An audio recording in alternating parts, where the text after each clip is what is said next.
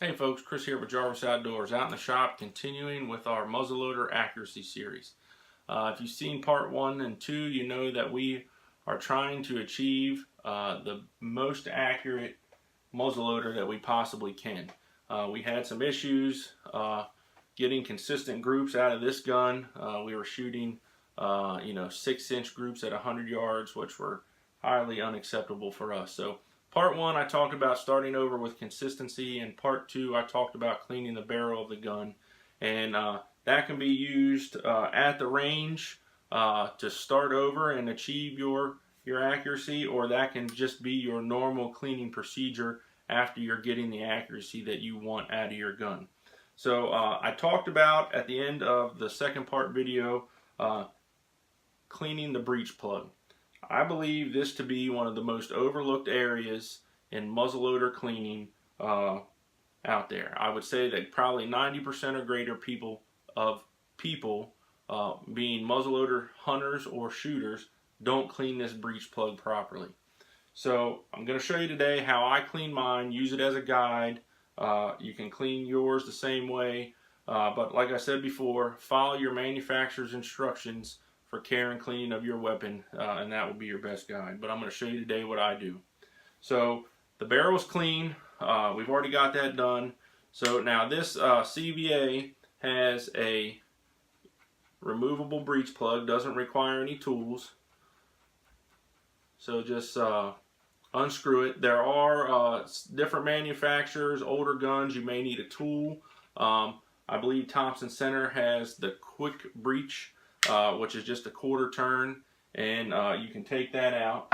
So what I like to do, take the breech plug out, and then I have a little container of T17 bore cleaner. It's just a little Rubbermaid container. Now Thompson Center sells a container of this bore cleaner, and it says it's a breech plug cleaning kit. So basically what that is, it's like comes in a little tub. It's like a jewelry cleaner and has a little thing you can pull it out. I didn't get that. Actually, it wasn't available when I went to the store, so just came up with this. You can have any little container that you want. So took a little bit of the black powder bore cleaner, put it in the container. I take the breech plug out, I drop it in, shake it up, coat it well, get it in the fire chamber or fire channel there, whatever you want to call it. Get it clean. I let it sit. While I'm letting that sit, I come back to the breech of the gun. This is where I think a lot of people overlook. You clean the breech plug, you need to get in here and you need to clean the threads as well. So the way I do that is I take one of the pre-saturated cleaning patches, same thing I cleaned the barrel with, put it down there, take my breech brush, and you just twist it in. Twist it in, get it in there, in the threads real good. And it's going to take a couple of these to get it nice and clean. Now what I found is sometimes they come out as you twist them out, sometimes they don't.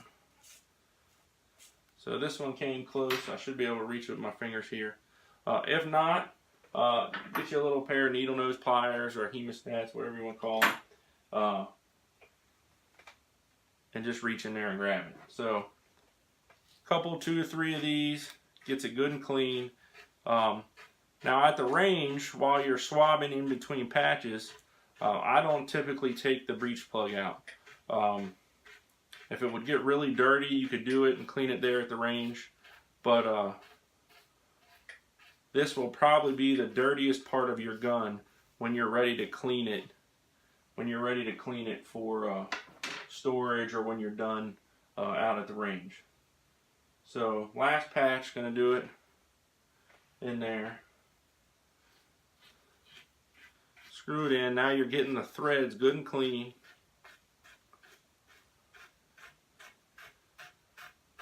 Then just kind of twist it back out. Like I said, sometimes they'll come out, sometimes you'll have to reach in there and get them. But today they worked out well for me. They all came out. So next thing I do is just like cleaning the barrel. I go to my dry patch, getting the moisture out. Kind of a gauge here of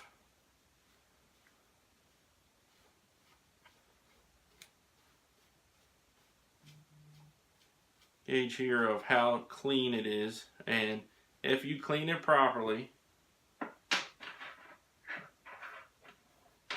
spend the time, and you may need to do 3 or 4 or 5 patches depending on how much you shot it. When you get done, this is how it should look.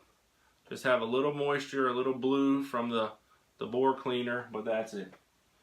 So then the next step I do, same thing, just like the barrel. I go to my seasoning patch. I twist it in there. And it's doing the same thing we did with the bore. It's just coating the inside of the barrel, or of the breech, just like the barrel. And it's going to help prevent rust, and it's going to, over time, soak into the pores of the barrel and make it a little easier here. And it helps protect the threads, helps it get the breech plug in and out easier, where with the barrel you're looking to get the load, or to load it easier. So now we've done that. So this part is done. The barrel's clean, the breech plug areas, or the breech is clean, the threads are clean. The next thing I like to do is you get some of this T17 breech plug grease, and what I do is I take just a small amount and I put a little bit on the threads on the bottom, and a little bit, you can kind of twist it here, a little bit on the threads on the top, and that's all I do to this part. We're done. So now we go back to our breech plug that's been soaking in our bore cleaner.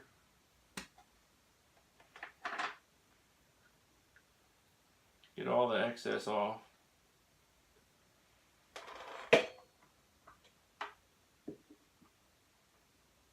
And if you clean this on a regular basis and do it the same way every time, it's going to be really easy to clean each and every time.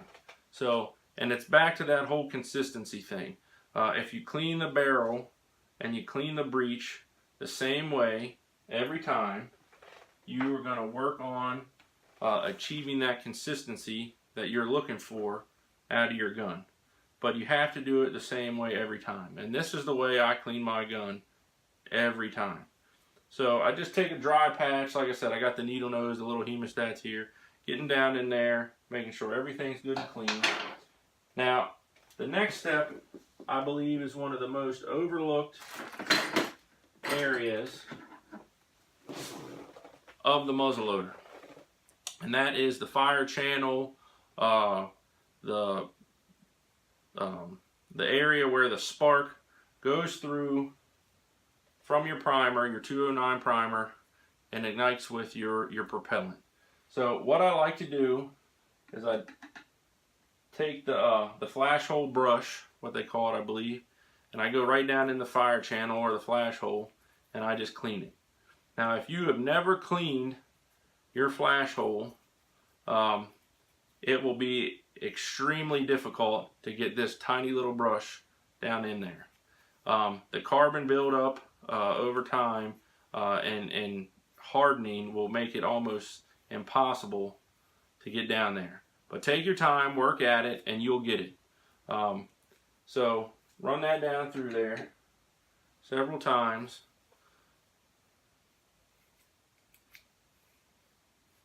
And that will open up that flash hole and get all that carbon buildup out of there. That way you have the most consistent spark that you can get, because if you let this build up over time, it will start to affect your spark, and you'll get you won't get consistent shots, shot after shot, if this thing is clogged up. So get it all good in there, clean it out. Then what I like to do, I put it back in the bore cleaner one last time. This is kind of my rinse. Shake it up again.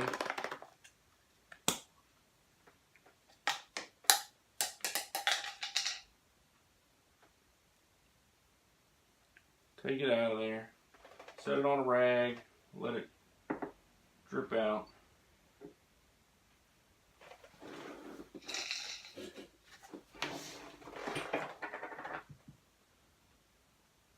take another dry patch, just wipe it down. Get it all good and dry. Blow it out. If you have a little air compressor or a can of air, you can blow it out. Now what I like to do is wipe it down with one of the seasoning patches, just a used one. Then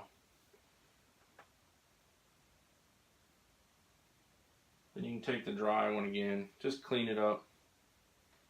And then the last thing I do, I take the breech plug grease. I just run a bead down it, each side. Get it on all the threads. And that's it. Now you have a clean breech plug that's ready to go. Got a good clean fire channel that you can see through there. If you want to see, you can look up it through a light or something and check it out. But now the breech plug is clean, it's ready to go, your barrel's clean, and the breech is clean, the threads on your breech. Everything is greased, ready to go.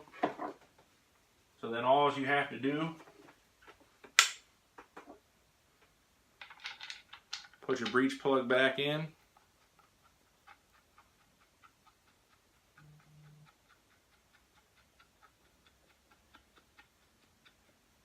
and you're ready to go.